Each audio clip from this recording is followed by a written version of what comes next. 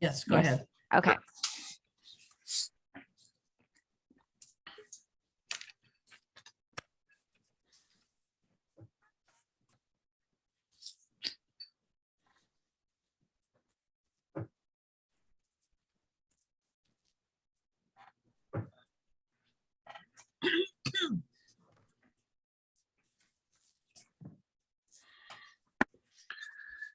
Okay. So one thing we heard, we had a general membership meeting last week to discuss this. One thing we've heard from a fair amount of people is that changing the steps at the top from 3% to 4% is kind of a fairly big change. I mean, it took a while to bargain that top step. So what we're proposing is that, and my team can correct me if I get this wrong, but I think I've got it. What we're proposing, because right now, the difference between is it 7 and 8 or 8 and 9 is currently 4%. You guys had initially proposed adding another 4% to the top of the range. So the top two steps that you would advance into would be 4%. What we're proposing is that the top step remain at 4%. And that I think that the current step that's 4%, which is between 7 and 8, or is it 8 and 9? Oh, it's between 8 and 9, 8 and 9.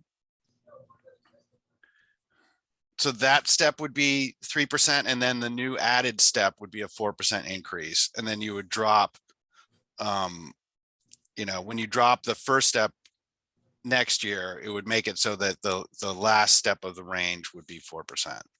Did I get that right, team? Yeah, that's what we wanted to make sure that because you're taking away that extra percent on the 8 and 9, you know, between 8 and 9 to go to 3, which that's fine, but we want to make sure that that's just not always going to stay at 3. Like that needs to go back to the 4 whenever the current step drops off. So it would it be in year 1 or year 2 that I guess that's my only confusion. Well, I believe year 1 would have the that would have the new, because we're going to be Adding the new 4%. adding this step this year, right? Like this year, and then the next year it's going to be gone and everything should be, you know, back to normal.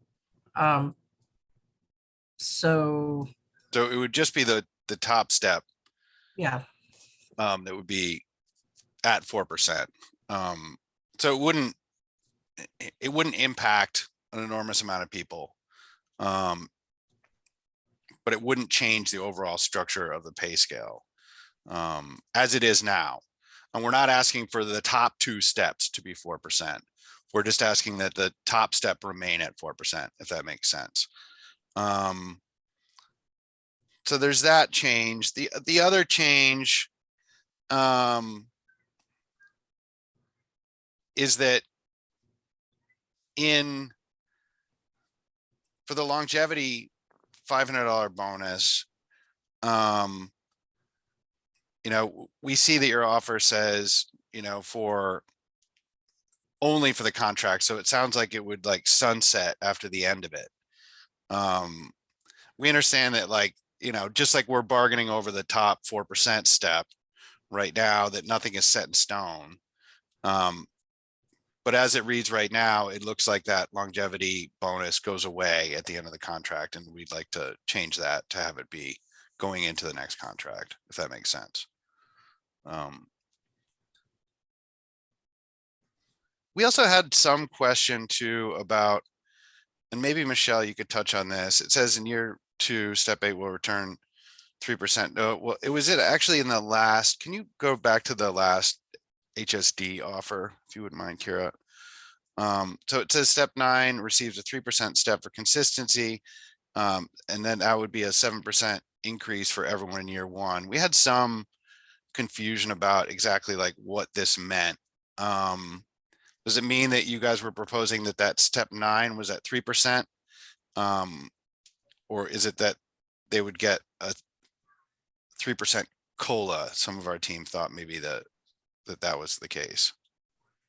No, we were, in our team, we discussed having 7% for all. So, recognizing that keeping that balanced across membership has been a priority all through our conversations. And so what that would do for the folks that moved from 8 to 9 this year and received the 4% step in their retro pay, that would be recalculated to a 3% step, so that along with the 4% general salary increase, everyone that we were looking at is getting that total of 7%, including the people with the additional new top step.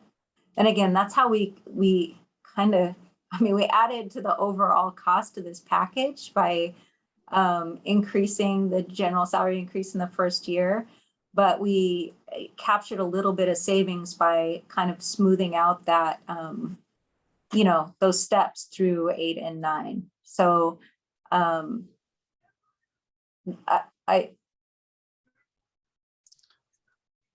we really had a target and responded to that 7% for all. And in the first year, that would really mean 7% for all. So a 3% step plus the 4% COLA. Correct. What about the people who have already received their step?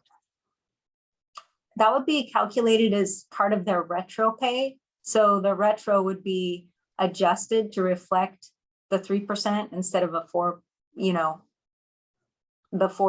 step. They would be calculated on a whole new salary schedule.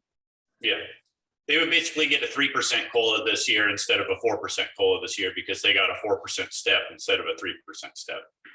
Okay, so I think everyone on my team was right in certain different ways, in the way that we figured it out. Okay. The one thing about that, Rob, is that by adjusting the steps to 3% all the way across, that has like a longer term smoothing as well. So it's not just a 1-year impact, it's kind of that, longer term smoothing. And we were looking at that in years 2 and 3 too. So just wanting you to know that that was a consideration of our team as we were discussing what we put forward. Okay. Well, so what do you guys want to do now? Well, we would probably caucus, but just as a clarification, not on the economics. So we still have Article 2 that's unsigned because we didn't know if anything else was going into definitions. But I'm assuming right at this point, neither party is pursuing anything more in the way of definitions into Article 2, correct? Correct. Yeah, that's correct. Okay. So just wanted to make sure we were closing the loop on everything. Yeah, and what was there also insurance? Yeah, I mean, insurance is still open, but I think it was really just the changes that are captured in these kind of summaries over economics, right, Michelle? I mean, insurance was open, but it's because we need to, so we'll need to work into that insurance article, the opt-out language. Will there be a language change that we need to make, Michelle, on this employee waive portion to pool? There is, and Hannah and I already drafted those language changes. Great. To reflect that. So yes. So we can share that. But I think all of those changes are captured here in the cap increase, opt-out increase, employee waive portion to the pool. Okay, great. Yeah, no, I think this is it then. Okay. Yeah, I mean, even the compensation piece we'll need to sort out the language on to reflect, for example, the wage study going in year 2 and, at 3 whatever percent. I mean, we're gonna have to figure out how to reflect some of that stuff. We've been kind of going shorthand here on this piece, but I view us with a goal of getting to a kind of a conceptual agreement with actual language to be figured out later. Yep, no, that's fine. Okay, well, why don't we go ahead and take a caucus and let you know. I don't know, Connor can probably just text Melody or Debbie when we're all ready. Sure. Sounds Okay. good. Between 9:45 and 10, we'd be able to come back. Rob, did you send, or Melody, did you send the slide deck that you just presented? Can you send that to Hannah? I'm sending it now. Thank you. Thanks, Kira. Oh yeah, thanks, Kara. Thank All you. right, see you in a little bit.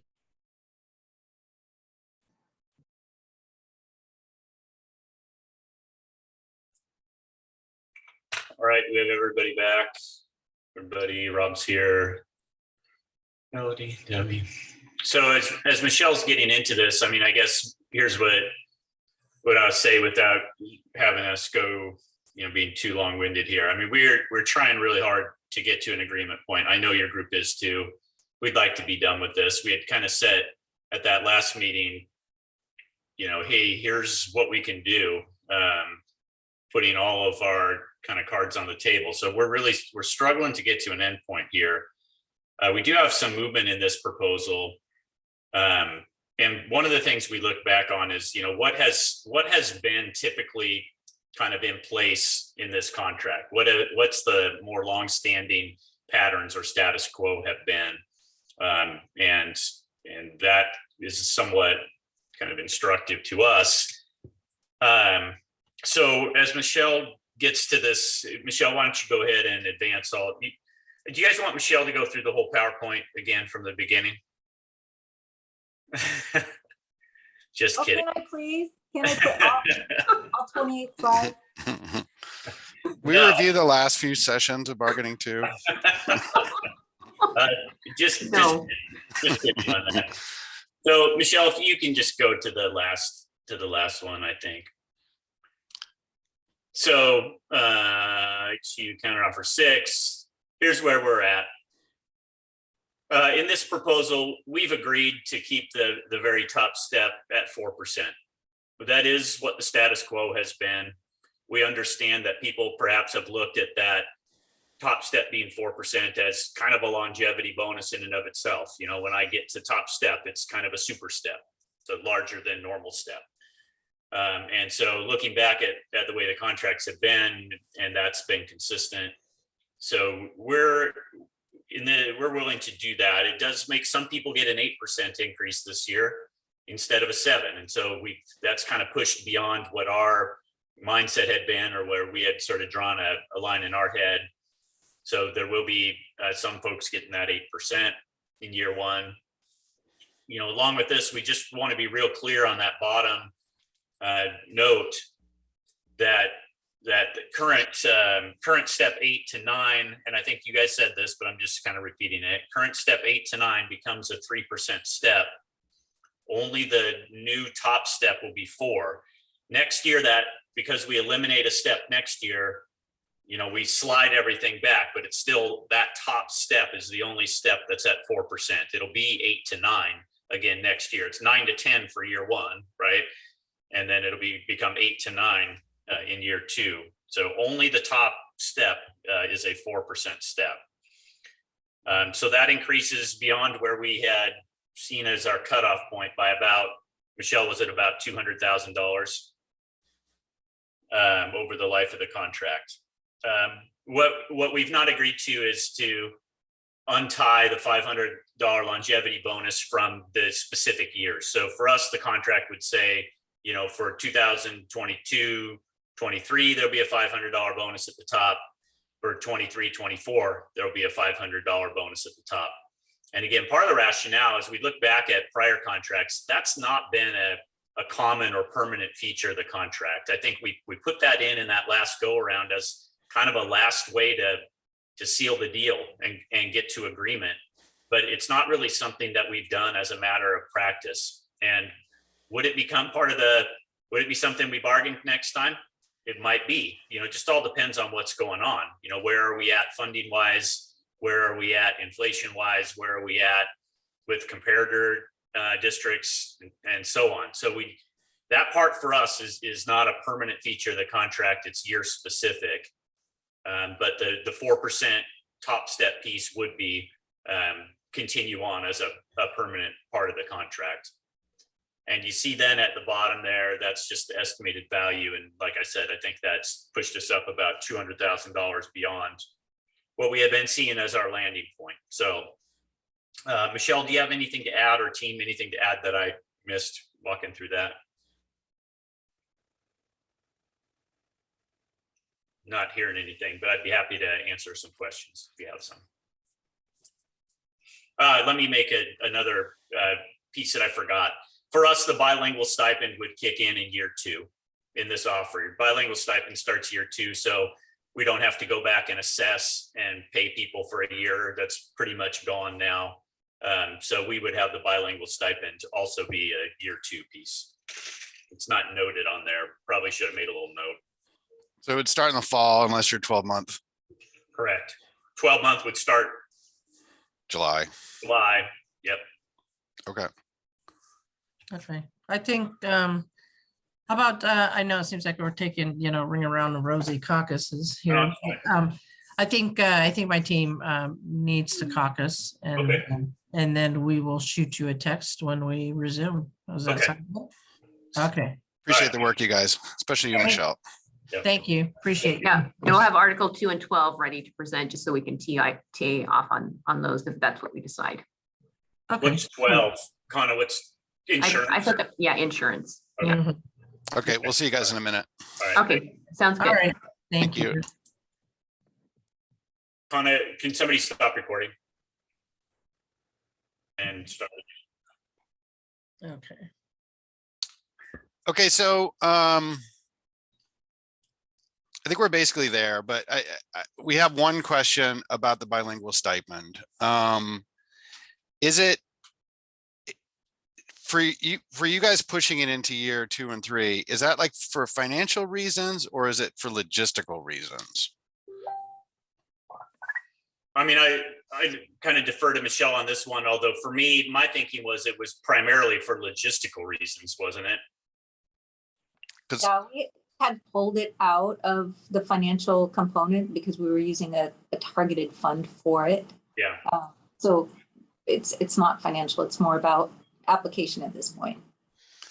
So an idea that we were kicking around, because we understand all the testing and stuff at the end of the year, it's, it's probably going to take a while. It might not even be able to be truly implemented in the way you guys envisioned it this year, even if you wanted to do it. Mm-hmm. But you also have like a set of employees who are bilingual required. For them, obviously they, you know who they are. They're a set number of people. It's not a really big amount of people, I would assume, because you're trying to kind of grow that pool. Yeah. There are positions that are specifically required. Would you guys consider giving them the differential this year, and then in the fall start with the whole program of actually, or even, in the summer for the 12-monthers, but in the fall go forward with the as planned, the bilingual differential, because we feel like it would, they're already in the position, there's no kind of differential with them now, and we're, so what would you guys say to that? I don't know, Connie, do you have thoughts on that? Yes, I do, Brian. I knew you would. We had some conversations yesterday in HR, just kind of like the logistics portion that you were talking about. And one of the things that has come up is that we have folks that are moving from one position to the other in terms of their bilingual required. So they apply for a bilingual required position, they come to another, and we have a process in place.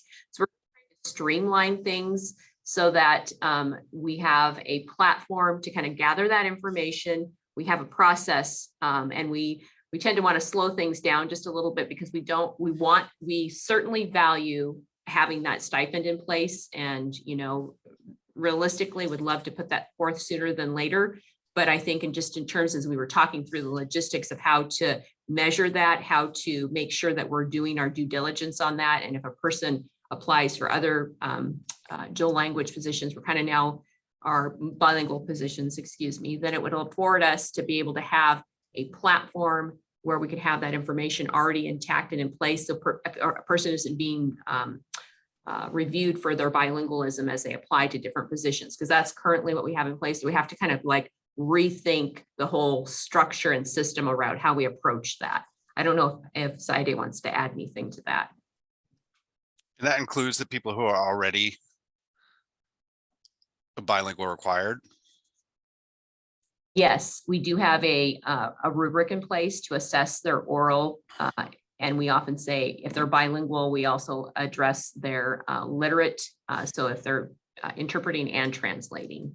So we assess both of those things. But if we're kind of now adding this bilingual stipend to it, we're trying to, bring everyone into a kind of a fair playing field in regards to that as well. Saide, did you want to add anything? Or are you good? No, I didn't want to add anything at all. I was just, just to reiterate, we have a value in this. This is something we've been talking about for years. And so the fact that we are at a point in the year where it's a logistic nightmare, and we'd like to do it right one time, the first time, and make sure that we have everyone that should be receiving that stipend in that mix. That's primarily the reason why we need to hold off. So Connor, are you going to go back and assess people using an updated tool who are currently in a bilingual required position? Yeah, we're looking at kind of like a couple things, because we have a new platform that we've been just using for pre-screening hiring process that we want to be able to use. It's called Spark Hire. And so affording people a chance to upload a video and show and depict their bilingualism. And then we would have an assessment rubric that we already have in place to do that. And then we want to kind of like thread a way for things to kind of feed through a Google form, because it's not just us, but we would have to then communicate with our payroll counterparts. So we make sure that that's in there. So there's a lot of what I call threading that needs to happen with various stakeholders to ensure that it's really a strong system and structure, so that we don't want to miss anyone. We want to make sure that we're not just getting it done, but getting it done correctly for our staff. Okay, thanks. So I don't understand all of the ins and outs of that. Yeah, I guess I don't either entirely. I don't know if, would it be hard for you to do that assessment on people you're already who are already bilingual required?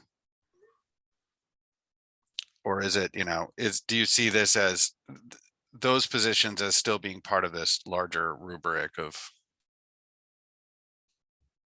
Yeah, I think that's it, Rob, is that we want to try to create a uniformity around what that looks like, so that we are in HR making sure that we're doing, our due diligence around that piece. You wouldn't have hired him anyway if they couldn't. You hired him as being bilingual, right? So bilingual required. So you wouldn't have hired him if they didn't already prove to you that they could speak. Yes, certainly. Language, That's correct? correct. Yeah, Debbie, that is absolutely correct. We wouldn't hire them because they have to meet a certain threshold on the rubric. But I just think it's not just that, that's when we were hiring them for that position. But now we're looking at an overall structure so that we can implement also a financial stipend that's connected to it. So before it was, we're assessing you for your skill set. Now we're threading that with the financial stipend that's connected to that requires a different level of eyes and a review, so that we're making sure that we're doing those two things. And I know it sounds like we're backpedaling a little bit, but we've had a lot of discussion between Hannah, Saide, and myself, just trying to think about how we do that, and with Michelle and trying to fold in payroll too, because we're a system of 2,500 employees. And so if it seems like a simple thing, which I totally understand and hear what you're saying in regards to measuring that bilingual level of being able to speak. But I think the thing that we're just concerned about is making sure that we have a process in place that's kind of uniform and structured. Melody, you have your hand raised. Yeah. So when we first started talking about this bilingual stipend, I thought it was that if you were bilingual required, you were automatically enrolled in it, that there was no further testing. And that if you were bilingual, but your position did not require it, such as a bus driver, custodian, you had to just take a verbal test, that it only required to be able to understand it and speak it. It was not a writing component part of it. There's no writing part of this? Is it No, there's still no that writing same part. way? But Yep, now that the is rules correct. are changing on the bilingual required. Now they're going to have to take a test as well to be able to get this additional $100. I just want to make sure I'm understanding everything. I think we're still in the initial phases of this conversation because we were trying to have some conversations through this process in terms of, you're approving and us agreeing on this. I don't know if Michelle or Saidi want to add anything, that maybe I'm just not communicating very well this morning because I feel like I'm trying to talk about the value of it, but I don't want to say that we're trying to just retest everyone again. I think we're just trying to find a way to make sure that we assess people appropriately is, I guess, the word that I'm thinking of. And if people have been assessed, you're right, they are showing that, but we're just trying to measure that in a systematic way. Sorry, we're HR. We just like to be systems oriented. You Right, just like to but be so complicated, the don't level of bilingual for their bilingual required position, is it the same as the bilingual? They're not going to have to show a more advanced level of interpreting, right? No, absolutely not. Yeah. So, so I'm not following why the retesting part, but okay. We just wanted to ask if they could get it this year since they're already doing the work. Right, and that they were hired with being able to do that bilingual piece. That's like, I guess that's my confusion. And I don't think there's that many. I mean, I don't know what the number count is, but we wanted you to consider that. Yeah, I mean, there's always like a lot of like moving parts, and trying to figure out how to implement a contract is always, more than just TAing an article. But if you guys are looking at this and you're looking at moving forward with a bilingual differential, and you could also look at it as sort of a component of retention and possibly recruitment.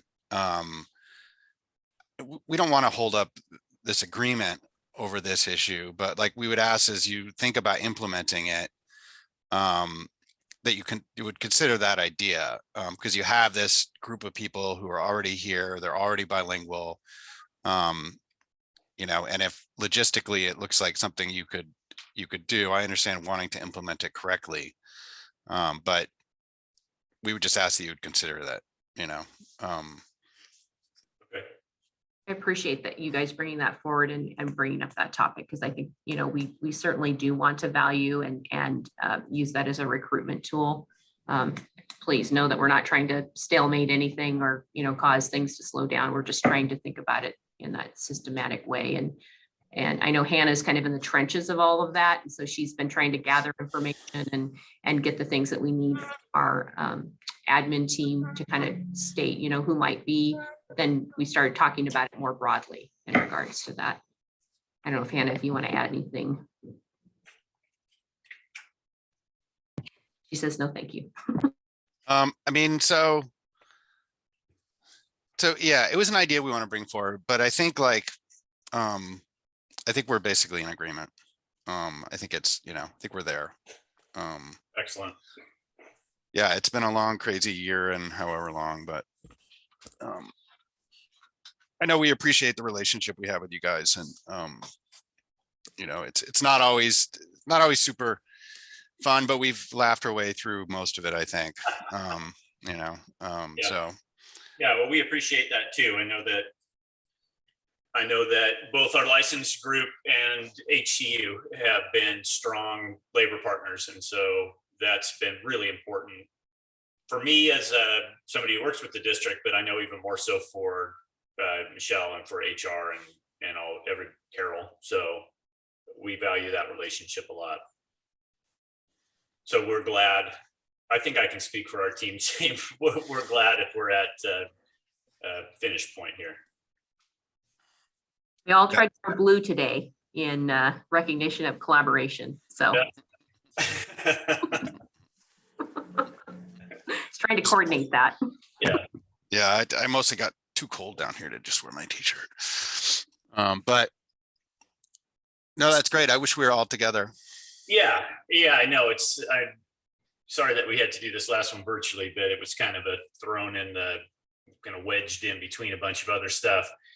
So we have things that we need to finalize. I know that Hannah and Michelle have been working on Article 12, which is insurance, like the actual language of it.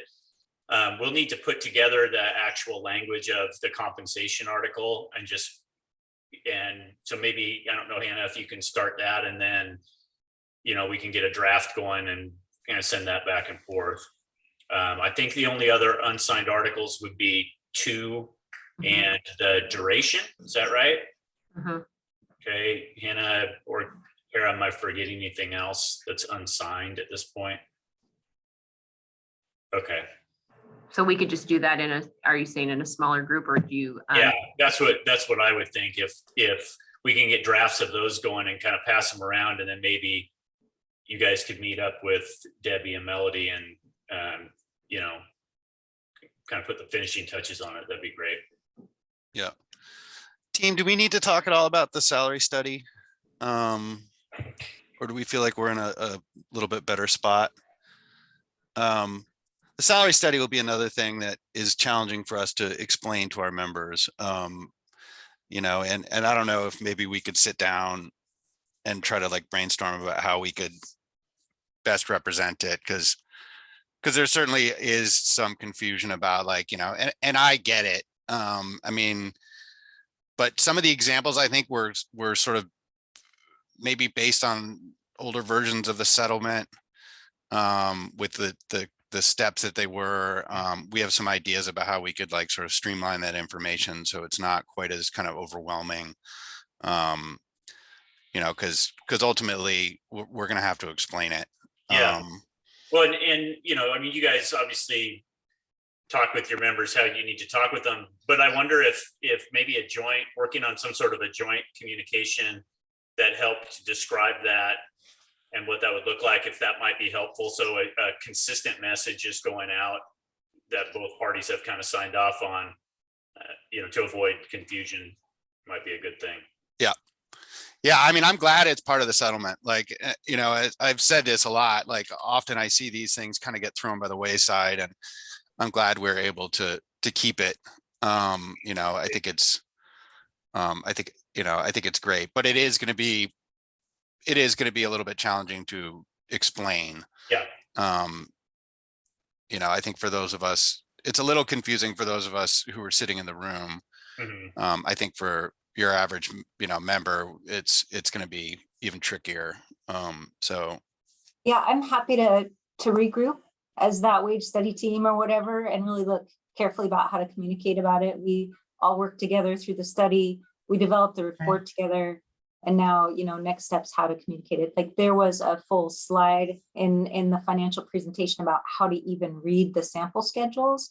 And so we still have a little bit of work to do there in terms of how the position by position study kind of expanded those schedules, and if there's any collapsing that we want to do within there. So our team has a little bit more work to do on that, but I too am really thankful that it survived the bargain, and I do think it's going to provide a lot of relief for members and for the district in terms of those hard to fill spots. So great work, team. So I think once you do that, I think having actual salary schedules made for the 3 years will be really important, that everybody looks at really carefully, because we've got a lot of schedule manipulation happening here with, changing an increment, but then adding a step at a different increment. Right. And then once the wage study gets overlaid on that. So more than our normal add blank percent to the salary schedule, I think we really need to look at those, each schedule for each year really carefully and make sure everybody's got questions answered and are on the same page on that. Right. So Michelle, is that something that you want to like work together to kind of like, so that you know what you need from us to kind of like get it to basic, just basic terms. So just basic information so that people know, because they want to know like, yeah, what everybody said in here. I mean, I think it'd be good if we kind of sat down together and I expressed some of the confusion that I'm hearing from people, and then you get an idea what we're up against there. Yeah, now that things, it sounds like we're at a tentative agreement and I can really like dig in and generate those new schedules, and we can come back together, like I said, and look at those positions just a few cents apart, and see what we need to do there. And then, by each category, and excuse me, sorry, it's my finger. Yeah. But bring it back and really have a way to communicate about each position category, and then any changes that occurred from a position from one row to the next row or whatever, based on how the schedules were kind of exploded and then collapsed again. So there's a ton of work to be done there, but it's all good work and people are going to benefit, just as we've shared throughout our offers, encounters back and forth. So. Okay, great. Well, I'm glad to pass that work off on you guys. Perfect. Okay. I do have to jump off, and it sounds like we're kind of there for today. So thank you, everybody. I really do Yes, appreciate thank it. you so much. Yeah, thanks you guys. Enjoy working with you guys. Thank you. Congratulations, everyone. Yes, you. congratulations. It's almost over. Thanks. We're almost there. I All mean, right. just the Bye, fine everybody. details. Yeah. Bye, guys. Have a good, what is it, Friday? Have a good weekend. Friday. Yes, Yeah, you have a great too. weekend. Thank you so much.